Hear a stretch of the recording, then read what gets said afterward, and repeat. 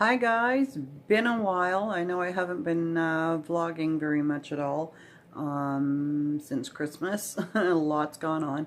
If this is your first time here, my name is Kelly, my husband's name is Fonce, and welcome to our new normal. Also, if this is your first time here, hit that little red subscribe button down below, hit the bell icon to turn on the notifications, and give this video and all my videos a thumbs up. Anyhow, hi guys, nice to see you. I have a new phone. It's a Samsung. It's a lot different from my LG. It's a lot smaller, and I'm not sure where the camera is. Am I looking at you right now? Because it really don't know. I just got it yesterday, so I'm adjusting to it. But anyhow, so a lot has gone on. This is a bit of a health update. So I've been having problems with my knees, being really stiff, really sore, being unable to sit in a certain position for very long, any position where I have my knees bent. My problem is if I'm sitting in a chair or sitting on the couch or even in the car, and obviously I haven't driven in months and months, even like as a passenger in the car, I can't sit with my feet like pointed down towards the floor because that drags on my lower back, and after a while it really starts to hurt. So I'm one of those people that sits on the couch with their feet curled up underneath them. Do you know what I mean? And you're kind of cocked to one side sort of thing. So I've been noticing that I keep having to shift position and that my knees are really killing me.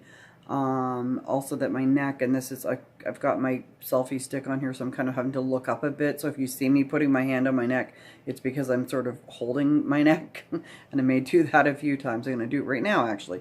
My neck seems to be getting a bit worse just as time goes by. I mean, we're coming up to year 3 in May, May 25th of the accident, and the end result of that being all these injuries. And also noticing having problems with my hands. If any of you that follow and watch me, God love you, I always have trouble with my hands. You'll see a lot of, me doing this and me shaking my wrists, and I'm squeezing my fists trying to, because I lose sensation in my hands, I get numbness and tingling. But I've also been getting within the last month or so, my hands have become very, very weak, which is really weird for me. Everything about me used to be so strong. That's what's so hard. I mean, I used to lift people every day that weighed, 200 plus pounds. I drug tons of rock around this property when we first bought it. Of course, all of this being pre-accident. My hands are very, very weak. So if I, just as an example, here's a water bottle. Your plain, average, ordinary water bottle. Now, it's been open, so I probably wouldn't, I didn't screw it on super tight, so I'd probably be okay.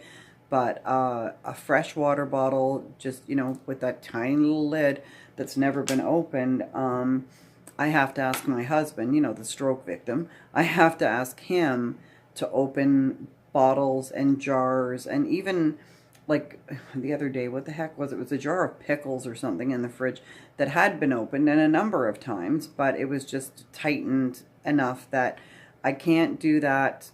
And I'm a lefty, by the way. This is my right hand, obviously.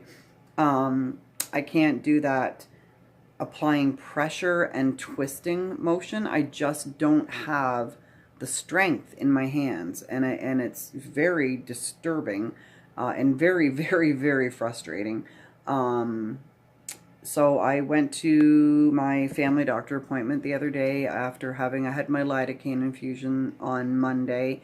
They upped the dosage from 4 milligram to 5 milligram, which doesn't sound like much, but when it's lidocaine that's going through your whole body by IV, did I notice the difference? Oh, hello. I walked out of there like I was loaded drunk. It was funny, and it goes away after, a couple of hours. It sort of slowly dissipates, and once it goes away, you're kind of sad that it did, because now you hurt, and then the next day, hopefully feel a bit better. But sorry, I'm looking down here, it's hurting my neck. Anyway, went to my family doctor, and I said to him, I don't know if it's the cold that's contributing, because it is. I'm gonna turn you here a tad. There's the outside. That's February in Ontario, Canada. And the lying little rodent said that there was going to be 6 more weeks of winter on Groundhog Day. There's always 6 more weeks of winter. There's 8 more weeks of winter. We can have massive snowstorms in April. It was snowing the day that my husband had his strokes, and that was on May 15th, 2015. So, or 2016 rather. So yeah, we get snow. So anyway, where was I? So I was wondering, here's my brain again. You guys know me. It all makes sense to me, but the 19 conversations that I have going on at once don't make any sense to anyone around me. So I said to my doctor, I don't know whether the cold is contributing to the pain in my knees. I don't know if it's contributing to the increased pain in my right neck. And if it's contributing to, you know, this weakness that I'm experiencing in my hands. And I said to him, I'm relieved, this is going to sound weird, but I'm relieved that it's bilateral, that it is equally left and right I'm having weakness in, because if it was just the right, my tumor, good old Charlie, he's right here. If it was just the right hand, then I would be very concerned that Charlie is acting up. So it's bilateral. It's both hands equally. So I don't feel that, and he doesn't feel that it's anything related to the tumor. So anyway, he said, well, let's send you for some x-rays. And I was like, do we really want to do that? Do we really want to expose me to radiation? Like, I have a brain tumor, right? So he said, well, make sure you tell the technician when you go down and they'll pad your head. So basically what he did was he took, it looks like a pirate's eye patch kind of thing. And I think it's meant for covering the thyroid, really. But we put that around my head so that the eye patch part was, well, the part that would be covering this was like kind of hanging down over here and covering at least 3/4 of my forehead, but more over to the left where Charlie is. And then I also had him pad the top of my head as well. I said, I don't care, just lead pad me. Like, it hurt my neck to have that weight on there, but I would much rather withstand that for a few minutes than have it piss Charlie off, right? So anyway, so I got a call yesterday from my doctor's office, and the jury was in on my knees. I have now developed osteoarthritis in both knees. So again, this harkens back to the accident. The jolt that my knees took, because I did brace, as I've said before, for everything I was worth. I braced my entire body as hard as I could. Arms, legs, head pressed into the headrest. I braced, even though I had that split second to go, oh, fuck, and it was done. But I did brace. It's amazing what goes through your head. And I probably saved my face. I would probably not look like me right now, because my face would have just smashed off the steering wheel, because you're being hit from behind. Your airbag is not going to go off, and I'm very short. I'm like 5'2", 5'3" if I'm lucky, and I have very short legs, and I drive very close to the steering wheel as a result. So anyhow, I'm digressing all over the place here. So my knees took a terrible jolt. My arms, my hands, my legs, my whole body took a terrible, terrible jolt when you're sitting dead still and being hit by somebody that was going at least 90, could have even been 100, when she actually made contact and went under my truck. So anyway, so I have osteoarthritis in both my knees, which is, again, a result of, you know, the accident injuries that are, I'm 53, you know, I don't bounce anymore. I'm postmenopausal. I'm sure I have some level of osteoporosis. I really should go for a bone density test, actually. I should ask him for that. And over time, my condition is worsening, and a lot of it is to do with inactivity. I just 2 days ago started my yoga again, which I haven't been doing for months, with my mom being ill. And if any of you, if this is your first time here, my mother did pass away on December 27th. So the everything going on with Mom started back in August, and there was a lot of running back and forth to, they live about 2 hours away from us, in order to stay with Dad while Mom was in the hospital because Dad couldn't be alone. And there was just so much going on that I did take my yoga gear with me to their place a couple times, but there was just so much going on that it became impossible for me to do my yoga, and it just kind of fell by the wayside. There was so much more going on, of course, with my mother's passing. And then in January, on the 16th, I believe it was, 16th, it's awful, 16th, we lost somebody very, very dear to us. She was my kid's stepmom. She and my ex-husband have split up now a number of years ago, and he's now with someone else.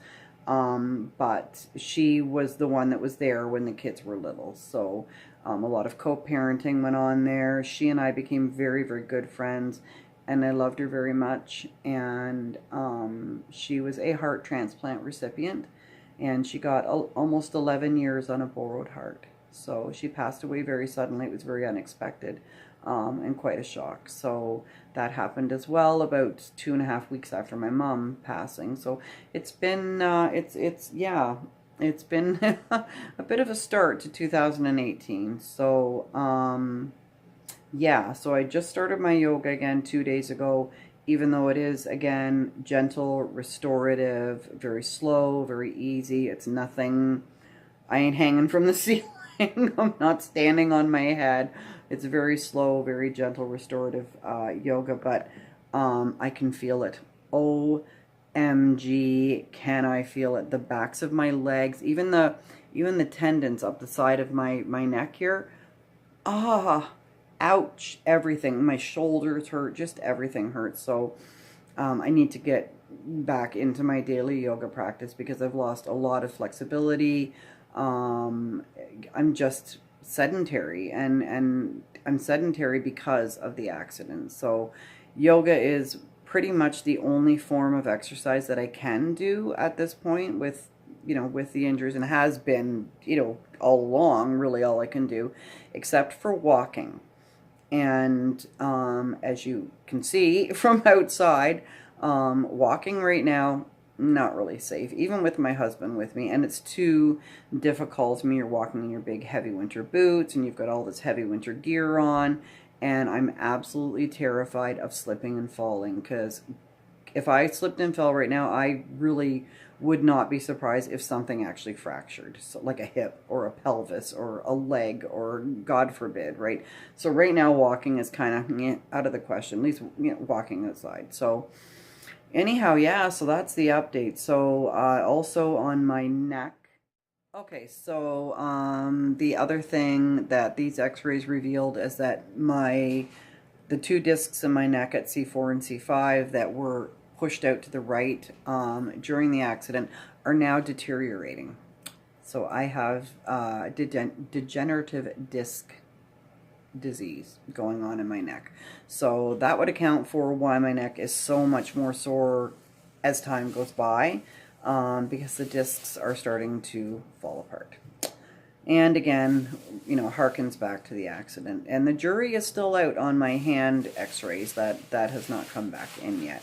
But anyways, just wanted to give you guys a quick update and let you know that I haven't, died or forgotten about you. So again, please don't forget to subscribe and hit the little bell icon to turn the notifications on so you don't miss anything, and give this video and all of my videos a thumbs up. And I love you all, and I'm really going to try to start vlogging more often, at least once a week. Okay, I'll talk to you soon. Love you. Bye. Mwah.